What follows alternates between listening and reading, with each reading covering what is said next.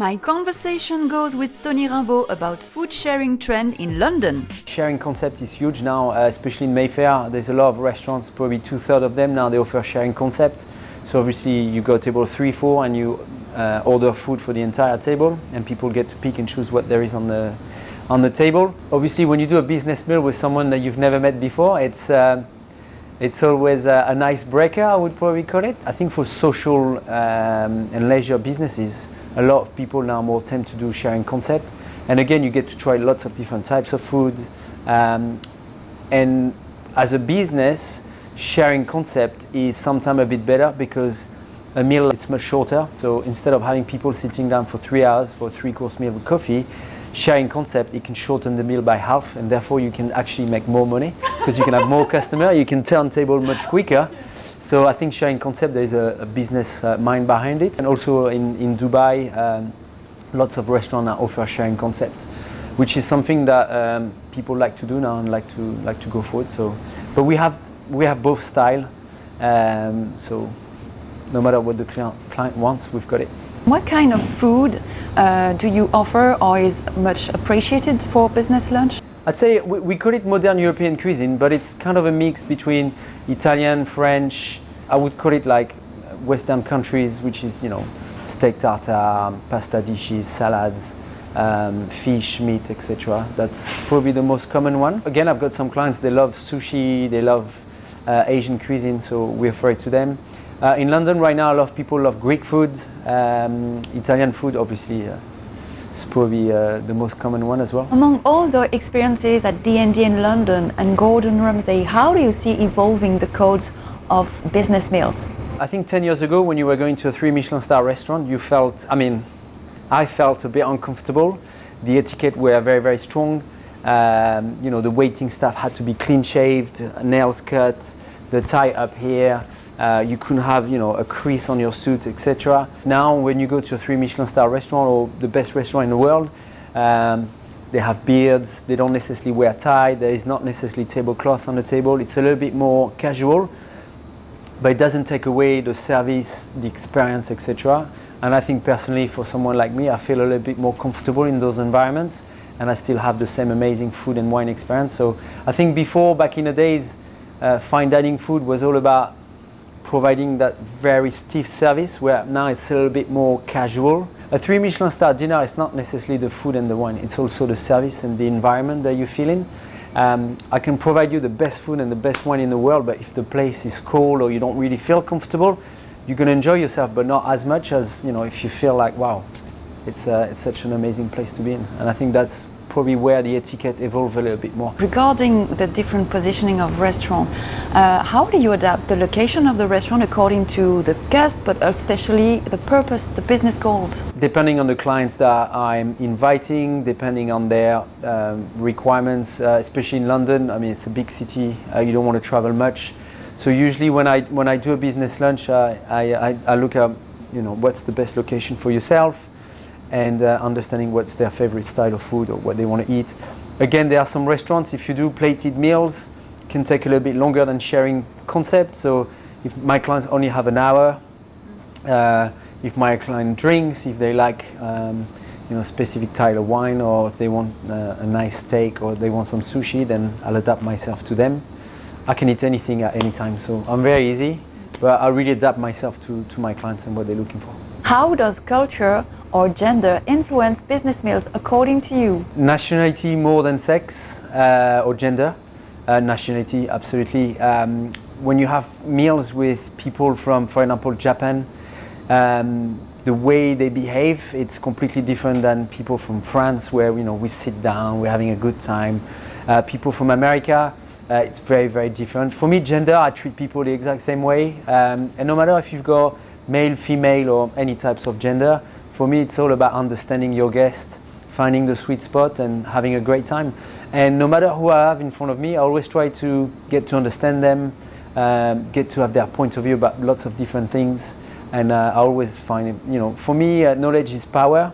Every single person you've got in front of yourself always can bring you knowledge. So I always try to get the most out of every single person I've got in front of me, just for my knowledge as well. And no matter where they're from, their sex, etc. For me, it doesn't really matter. It's more I think I would say it's more about where they're from, their religion, and their background in terms of food and what they like to do. Where does your taste for food come from? My grandmother, best chef ever. She was cooking me the best dishes ever. Every Wednesday after school I used to go to hers and she was cooking me the best dishes ever. My parents loved food. Nearly 40 right now. On a Friday or Saturday night, you ask me, do you want to go out in pubs and drink and get drunk and have a great time, or do you just want to go to a nice dinner, have a nice bottle of wine, finish with a nice cigar? That's definitely more what I enjoy. I saw an article of Mark Pierre White last week where someone was asking him, what's the best dish or meal you've ever had? And he was responding, it's not about the dish and the meal, it's about the company. And for me, a business lunch or business dinner or dinner with my friends, and for me it's about the company and how much of a good time you have. And I think for me, restaurants, having a sit down, enjoying yourself, we're going to a world with AI, with computers, we're trying to reduce the interaction between humans.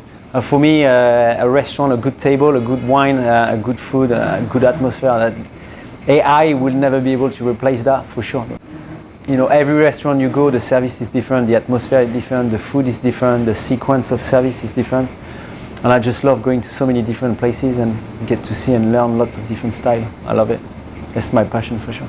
How, according to you, is digital impacting business meals? I think there's a lot more people, they don't want to travel, they don't want to, their time is precious. I think people work from home or remotely more now. Therefore, they're going to take more time to do stuff on Zoom, Teams, etc. After COVID, you saw a huge surge of business lunches and meals because people realized that you still need that interaction. So I don't think it will never die out, but I think it's slightly less than it used to be. But they are more impactful, probably I would say. So probably less in quantity, but better in quality. You told me about amazing business lunch. Do you have one or two stories to tell about big deals? The first one was when I used to work at Gordon Ramsay at Petrus. We had a beautiful chef table, and 4 guys just went on our amazing chef table experience, and they just signed, I think, a £200 million deal. So they wanted to celebrate that.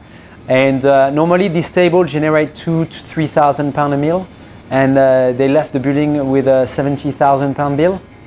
There was 3 Chateau Petrus, very expensive. And they had a great time. It was probably a post-business deal they had, and this one was pretty exceptional, I must admit. And this year with Caprice, I sold a £215,000 events for a gambling manufacturer company from Eastern Europe. They came to London for a convention, and we provided the most exceptional experience for them. And their budget was around £100,000, and I think they enjoyed themselves so much that they ended up spending quite a lot of money. But this was another one where I was very proud of, because it's a client that now wants to come back next year, and I built an amazing relationship. And on the back of this event, we made also a lot of connections and relationship with new clients. So this one was pretty exceptional as well. £215,000 dinner, I would say. It's not for everybody, and it's a lot of money, but our clients absolutely enjoyed it, so that's the most important.